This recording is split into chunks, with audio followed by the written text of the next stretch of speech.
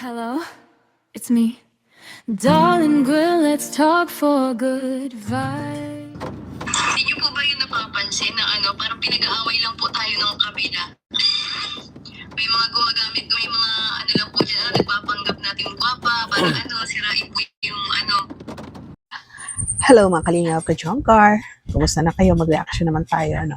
Ayan, narinig niyo yung live ni tinatawag na nila tikyo, no? Mga ganun.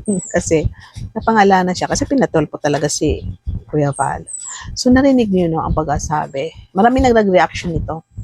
Kaya magbibigay ako ng aking opinion. Okay. Yung pagkasabi na hindi niyo ba napapansin na pinag-aaway tayo ng kabila? Sino ba yung kabila? Very clear yun na ang Team Kalingap. Hindi naman ABS-CBN, hindi naman GMA, hindi naman Tony Talks, hindi naman Mansano na deal or no deal, di ba? Kabila. Meaning, sa atin yun. Kasi minsan din sa atin, ang tawag natin sa kanila kabila. No? So, sila din kabila. Pagkasabi niya, hindi nyo ba napapansin na pinag-away-away tayo ng kabila? May nagpapanggap daw na Team Guapa, no? Na para pag-away-awayin sila. So, paano ba na nasabi niya yun, na pinag-aaway-away? Magbibigay ako ng aking opinion kasi nandito ako sa kabila, dito ako sa Team Kalingap. Ang tanong, tayo ba ang nagsabi sa live na huwag kayo magbigay doon ng Gcash kay Iking, dapat i-dairy kay Beyonce, hindi ba? Di ba hindi tayo? Tayo ba sa kabila ang nagsabi, nagpasabog ng mga sikreto nila? Hindi tayo. Tayo ba ang yung mga sponsor, tayo ba ang mga sponsor na pumunta sa mga live para sabihin na sinungaling si Iking, sinungaling si ganyan, si dito? Tayo ba yung sponsor na mag-comment sa mga live at magsabi na hindi kami yan, Hindi. Ang Kalingap, mga reactors, nagre-reaction lang tayo. Kung anong napapanood, nagbibigay tayo ng ating opinion, no? Kung bakit nangyayari ang bagay na. Hindi sa atin nagsisimula ang isang gulo. Hindi sa atin nagsisimula ang isang conversation. Nagbibigay lang tayo ng ating mga opinion. O diba? Yung about naman sa pagpapanggap, ano ba ang makukuha namin sa pagpapanggap? Ano ba ang makukuha ng Team Kalingap kung magpapanggap? Walang kaalam-alam ang Team Kalingap kung anong mga pinag-uusapan ninyo para ipaibulgar ang mga sikreto. O diba? Kayo lang ang mga Team Guapa ang nandyan sa mga GC ninyo, nakakabasa ng mga sikreto ninyo, ang nakakaalam ng inyong mga higwaan, kung ano ba ang mga kasunduan ninyo, kayo lang. So, yung nagpapanggap, tagain nyo lang yan, nagpapalit ng damit, gumawa ng trolls, at nagko-comment sa section comment section sa mga live or kung saan para ibulgar ang mga sikreto ninyo. Marahil napagod na sa inyo, sa nangyayari sa inyo, ayaw na niya, kaya nagpapanggap, nagkunwaring Team Guapa, nga kung totoo talagang Team Guapa siya, gumawa ng account para ibulgar ang mga sikreto ninyo. Ano bang pakialam namin dyan? Wala naman ang Team Kalingap sa inyong team para ibulgar namin kasi kayo lang, no? Kayo lang. Kami ba ang Kalingap ang dumidila-dila? Ang Kalingap ba ang nag-live para gaya-gayahin ang boses ng ninyo? Para pag ginaya namin, nag-live kami, ginaya namin, kung kami ang nagsimula, para kayo ay mabas magkaloko-lokohan. Hindi. Kayo mismo ang gumawa ng mga kadramahan ninyo. At dahil hindi namin nagustuhan ang ginawa ninyo, magre-reaction kami. At siyempre, yung nagmamahal sa Kalingap, agree sa mga sinasabi ng mga reactor na hindi maganda ang ginawa ninyo. O diba? Kami ba ang pumunta sa mga live para makipagsagutan, para ipagtanggol kayo? Hindi. Ang nanay mo ang pumunta sa mga live. Na-hide na nga siya ni Iking di ba? Ang Kalingap ba ang pasimuno ng team ninyo? Hindi. Sino ba ang founder ninyo? Ang founder ninyo ang nag-iingay, umiiyak-iyak, no?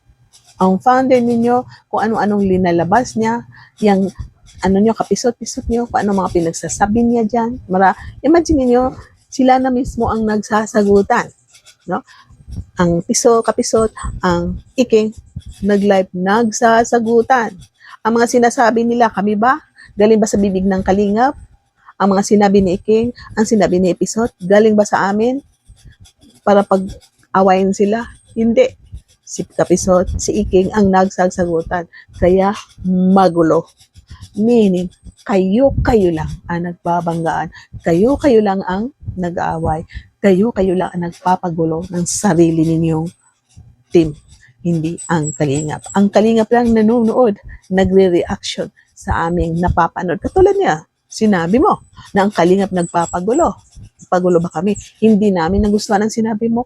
Magsasalita kami. Kami bang nagpagulo? Kung hindi mo sinabi yan, katulad niyan na kami ang kabila, hindi mo sinabi ang Kalingap pero very clear yun na kabila. Kung hindi mo sinabi ang kabila,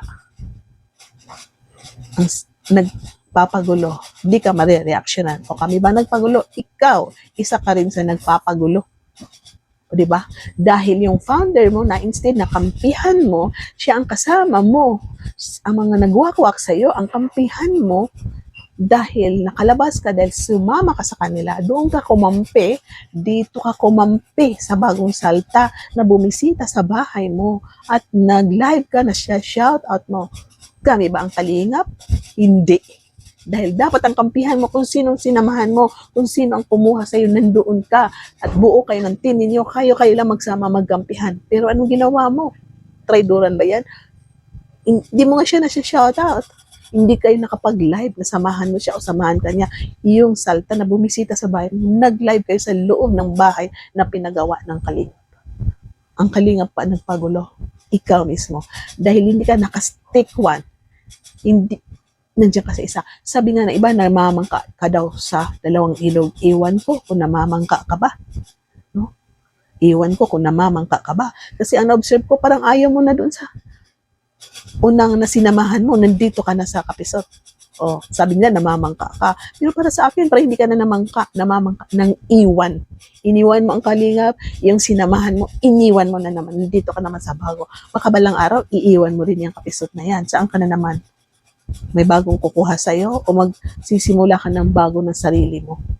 Kasi, Queen of TQ ang tawag sa'yo ni Kuya Val. Siguro ang magandang tawag sa'yo, Queen ang nang iiwan. Queen na nang iiwan. Nang iwan sa Kalingap, iniwan mo yung founder mo na nag-scout sa'yo.